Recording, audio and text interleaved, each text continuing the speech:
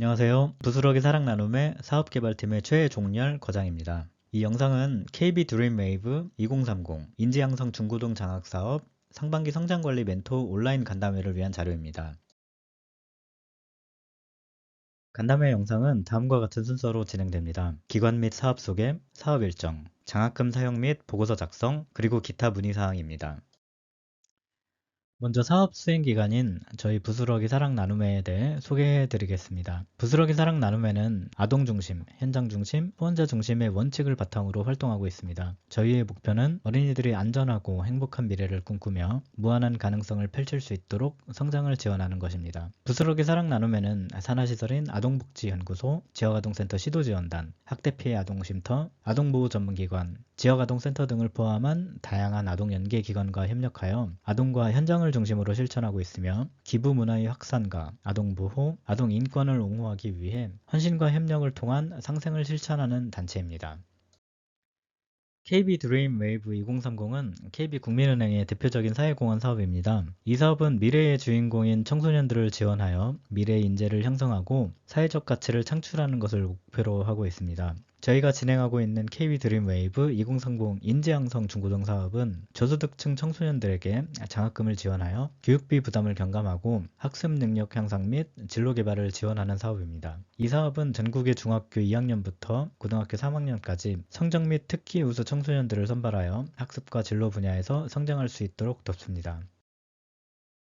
장학사업 진행은 장학생 선정 이후 4가지 방식으로 진행됩니다. 장학금은 매월 장학생 개인 통장으로 입금되며 장학생은 지출 계획에 맞게 사용합니다. 이 과정에서 성장관리 멘토님은 지출 관리를 도와주시고 상반기와 하반기 각각 2번 지출 상황을 제출해 주셔야 합니다. 성장관리 보고서는 9월까지 작성하여 제출해 주시면 됩니다. 제출해 주신 자료들을 통해 재심사를 실시하며 성적이나 꿈기 목표에 맞게 장학금을 지출하고 성장에 대한 노력과 위지가 확인되는 장학생들은 1년 더 장학금 지급이 연장 결정될 수 있습니다.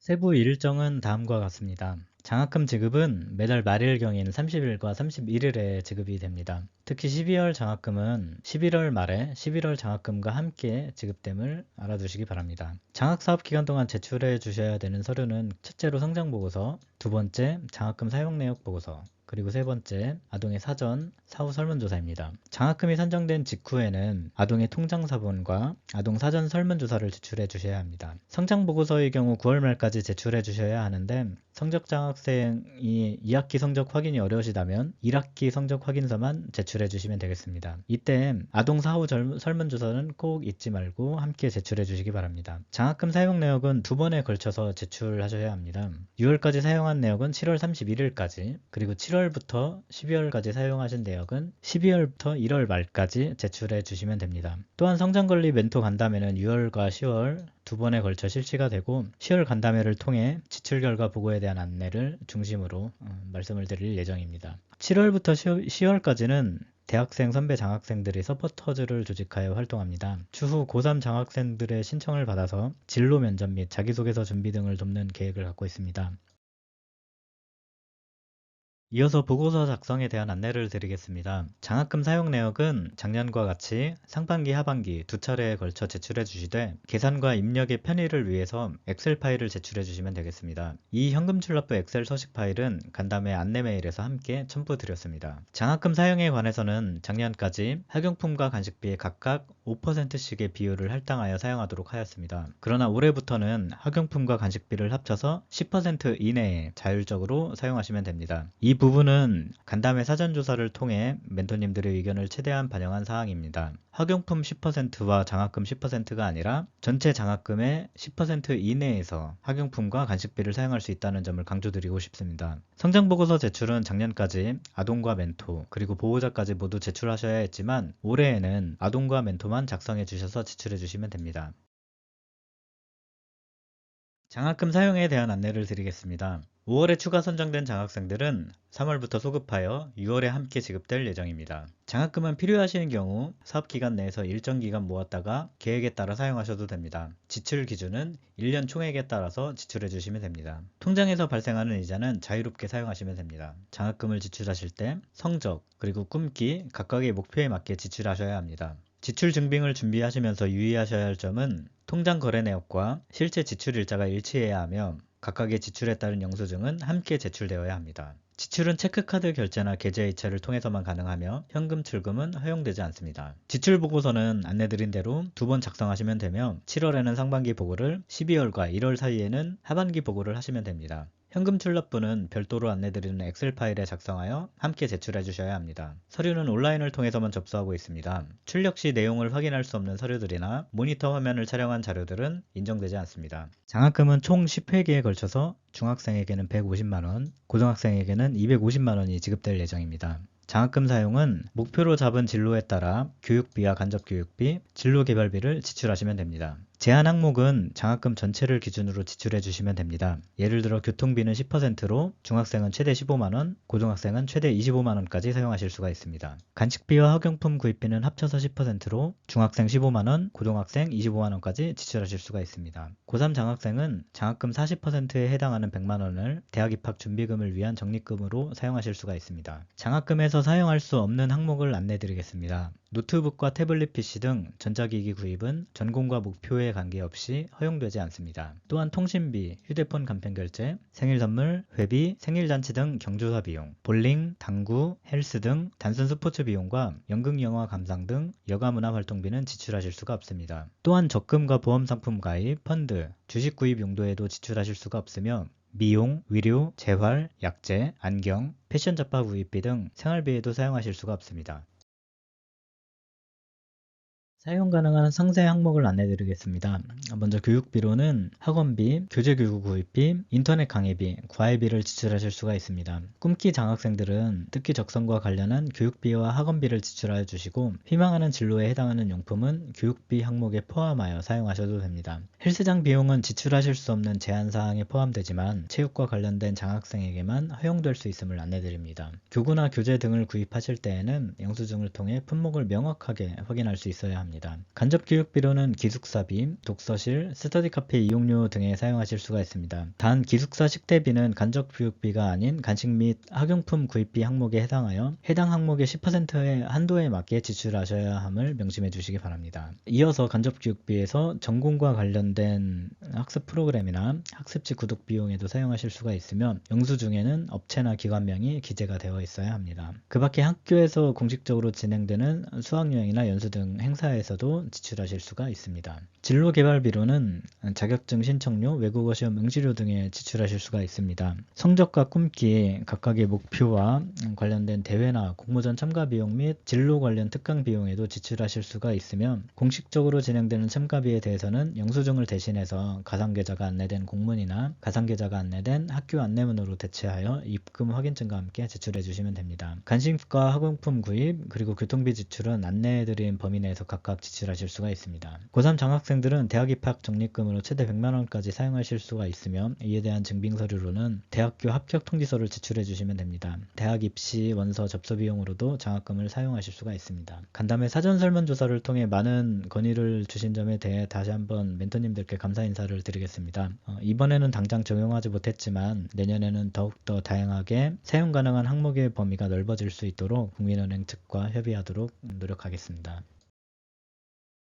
다음으로 지출 증빙에 대한 안내를 드리겠습니다. 증빙서류는 PDF 파일 형식으로 제출해 주시기 바랍니다. 사진 촬영은 실물 영수증에 하나여 가능하고 모니터 화면을 사진으로 찍어서 제출해 주신 자료는 인정되지 않습니다. 통장 거래 내역은 장학금 지급 전체 기간 동안의 입출금 내역을 확인할 수 있도록 제출해 주시면 됩니다. 또한 은행 사이트를 통해서 출력하거나 파일로 저장된 거래 내역서를 제출해 주셔도 좋습니다. 계좌 이체를 통해 지출할 경우에는 은행 입금증과 해당 지출에 대한 영수증이나 거래 명세서를 함께 제출해 주셔야 합니다. 학원비로 지출한 경우에는 학원으로부터 사업자 등록증 사본을 받아 추가로 제출해 주셔야 합니다. 그러나 영수증에 이미 사업자 번호 등 업체 정보가 기재되어 있다면 추가 제출은 안 하셔도 됩니다. 카드 결제로 지출한 경우에는 카드 매출 전표상에 지출 항목과 품목이 명확하게 기재가 되어 있어야 합니다. 학원을 카드 결제로 지출했을 경우에는 카드 결제를 하고서 통장 내역에서 학원명을 확인할 수 있다면 영수증은 따로 제출하지 않으셔도 됩니다. 인터넷을 통해 결제했을 때에는 계좌 이체나 카드 결제에 해당하는 기본 증빙 서류를 PDF나 JPG 파일로 저장받아 제출해 주시면 됩니다. 또한 해당 거래 내역에 대한 명세서가 있는 경우에는 함께 제출해 주시기 바랍니다. 다음은 지출 상황별 예시 자료입니다. 은행 이체증을 대신하여 업체에서 발급한 입금 확인증을 증빙해 주셔도 되며 확인증은 캡처나 PDF 파일 형식으로 상세 내역이 명확하게 확인되어 있어야 합니다.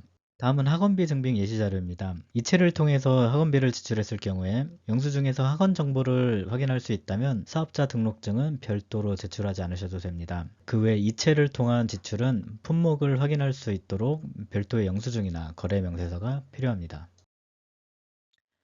그 외 카드 결제 증빙서류 예시 화면입니다. 좌측 자료는 독서실 이용료를 카드 결제를 통해 결제를 했을 경우의 자료 화면입니다. 업체의 상세 내역과 이용 금액에 대한 내역을 확인할 수가 있습니다. 우측 자료처럼 실물 영수증을 사진 촬영해 주셨을 경우에는 내용을 확인할 수 있도록 자료를 제출해 주셔야 합니다.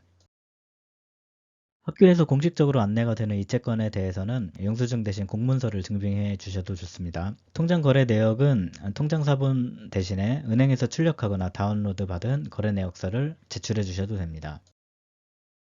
통장 사본은 좌측 화면과 같이 전체 내용을 확인할 수 있도록 펼쳐진 화면을 제출해 주시면 되고 장학금 전체 지급 기간 동안에 사본을 제출해 주시면 됩니다. 우측과 같이 내용을 확인할 수 없는 서류는 인정되지 않습니다. 증빙서류로 제출해 주셨으나 인정되지 않는 경우는 보시는 바와 같이 내용을 확인이 어렵거나 글자가 깨진 경우, 우측 자료처럼 너무 어두워서 내용을 확인할 수 없는 경우에는 증빙서류로 인정되지 않습니다. 다음으로 성장보고서 작성에 대해 안내를 드리겠습니다. 자기성장보고서는 장학생이 직접 작성할 수 있도록 지도해 주시기 바라며 성장지원 보고서는 멘토님들만 작성하고 보호자는 제출하지 않으셔도 됩니다. 성장보고서는 지출보고서와 달리 9월 말까지 제출해 주시면 됩니다. 성적장학생은 성적증명서를, 꿈기장학생은 수상 및 활동 내용을 필수로 제출해 주셔야 하며 2학기 증빙이 어려울 경우 1학기나 방학 활동 내용까지만 제출해 주시면 됩니다. 아동이 직접 작성한 성장보고서 예시 화면입니다. 과목별로 구분하여 목표를 정하고 성과를 제출해 주셔도 좋습니다.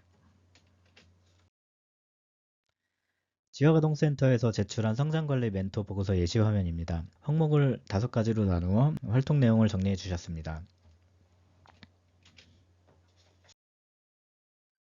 성적 장학생은 좌측 화면과 같이 원본을 명확하게 확인할 수 있도록 제출해 주시기 바랍니다. 우측에 있는 상장처럼 수상 내역이 있다면 함께 제출해 주셔도 좋습니다.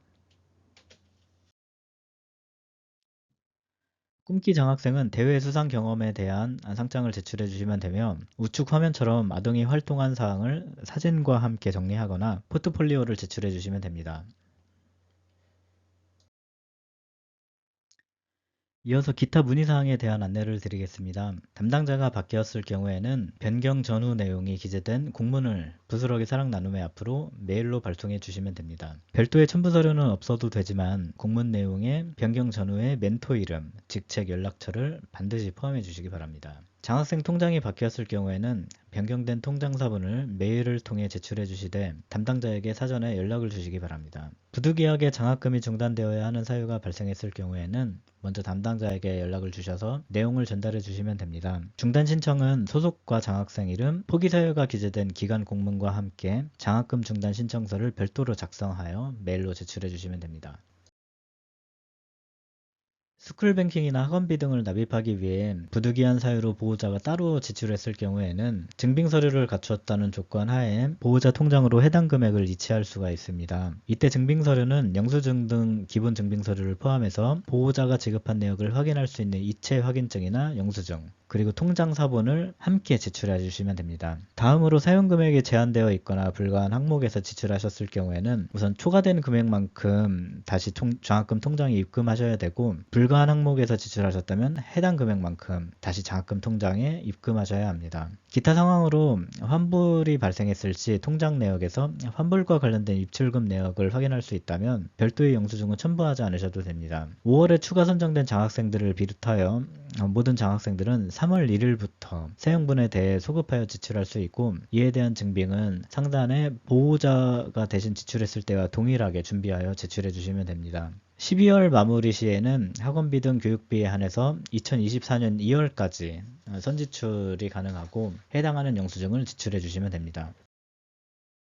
장학생의 목표가 달성되지 않았을 경우에도 성적증명서나 대회 참가 활동 내용 등 기본 서류를 제출해 주시면 됩니다. 또한 목표를 달성하기 위해 노력했던 내용 등을 기재하거나 도전했던 활동 사진을 제출해 주시면 됩니다. 장학금 연장은 고3 장학생을 제외하고 가능하며 연장 여부는 제출하신 지출증빙 서류와 성장보고서를 기반으로 검토됩니다. 주요 기준은 성적 및 꿈기 목표에 따라 적절하게 장학금을 지출하고 활동한 점이 됩니다. 장학생이 더 이상 시설을 이용하지 않거나 이사나 전학을 가야 할 때에는 장학생의 요청에 따라 타기관으로 이관이 가능합니다. 해당 사항이 발생했을 경우 담당자에게 연락을 주시기 바랍니다.